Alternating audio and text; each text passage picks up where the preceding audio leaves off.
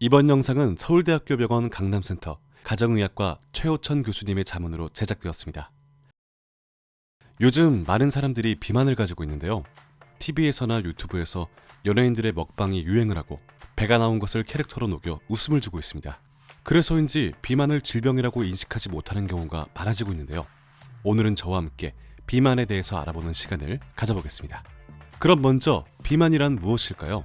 국제보건기구에서 정의하는 비만은 건강을 해칠 정도로 지방 조직의 비정상적인 또는 과도한 지방질이 축적되는 상태를 말합니다. 체중 또는 체지방률이 정상 범위보다 높은 경우를 비만이라고 볼 수 있습니다. 그렇다면 비만이 왜 위험할까요? 비만인 사람들은 당뇨병, 고혈압에 걸릴 확률이 높고 혈당, 혈압이 높아짐에 따라 심뇌혈관 질환에 대한 위험도 정상 체중인 사람들에 비해서 높아집니다. 이뿐만이 아니라 유방암, 대장암, 전립선암 등의 암도 비만과 관련이 있다고 알려져 있습니다. 또한 비만은 수면 무호흡증, 불면증, 천식, 위식도 역류질환, 관절염, 요실금과 같은 질환의 원인이 되기도 합니다. 비만이 만병의 근원이다라는 말이 그냥 나온 말이 아닐 정도로 비만인 사람들은 정상 체중의 사람들보다 기대 수명과 건강 수명이 낮아지게 됩니다. 그렇다면 비만의 원인은 무엇일까요? 기본적으로는 소비하는 열량에 비해 과다한 열량 섭취 때문입니다.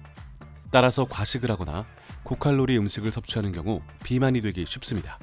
특히 탄수화물과 지방 위주의 고칼로리 식단을 지속하는 경우 비만의 위험이 증가할 수 있습니다. 다음으로 생활 습관이 원인이 될 수 있습니다. 생활 습관이 불규칙적이면 수면 장애가 생기기 쉽고 이로 인해 불규칙적인 식사를 하게 되면서 폭식을 유발하기도 합니다. 또한 이러한 과정에서 야식을 먹고 휴식을 하게 되면 잉여 칼로리가 그대로 축적되어 비만을 유발하기 쉽습니다.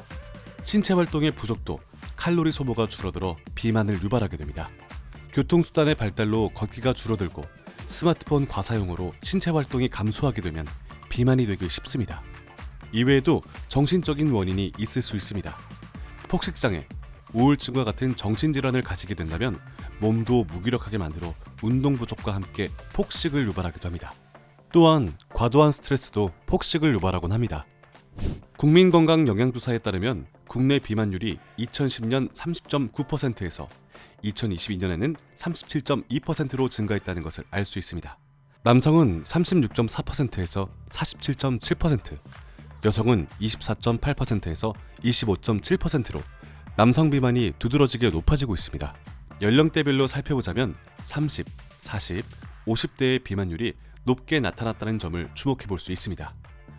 나이가 들면서 호르몬 변화가 생기고 근육도 감소하여 이와 관련해 기초 대사량이 줄어드는 것도 원인이지만 직장 생활을 하면서 잦은 외식, 활동량 부족 등 비만이 생길 수 있는 환경을 유발하는 사회적인 요인 때문일 수도 있습니다. 그렇다면 비만은 어떤 방식으로 측정이 될까요? 보통 비만을 측정하는 데에 가장 많이 사용하는 방식은 BMI라고 불리는 체질량 지수입니다. 계산법은 몸무게를 키의 제곱으로 나눈 값인데 대한비만학회의 비만 진료 지침에 따르면 25 이상을 성인 비만의 기준으로 정하고 있습니다. 그러나 체질량 지수만으로는 근육량과 지방량을 구분할 수 없기 때문에 근육량이 많아서 체중이 많이 나가는 사람도 비만으로 분류할 수 있는 한계가 있습니다.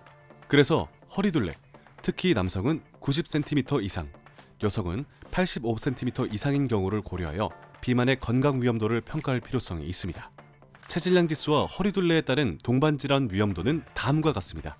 체질량 지수가 1단계 비만에서 허리둘레가 기준치 이상이거나 체질량 지수가 2단계 이상인 경우에는 특별히 관리가 필요하다고 볼 수 있습니다. 이외에도 체지방률을 측정하거나 CT를 통하여 복부 지방량을 직접 측정함으로써 비만도를 보조적으로 평가하기도 합니다. 이렇게 오늘 저와 비만에 대해서 알아봤는데요. 다음 편에서는 비만의 예방법과 치료 방법에 대해서 자세히 살펴보는 시간을 가져보겠습니다. 감사합니다.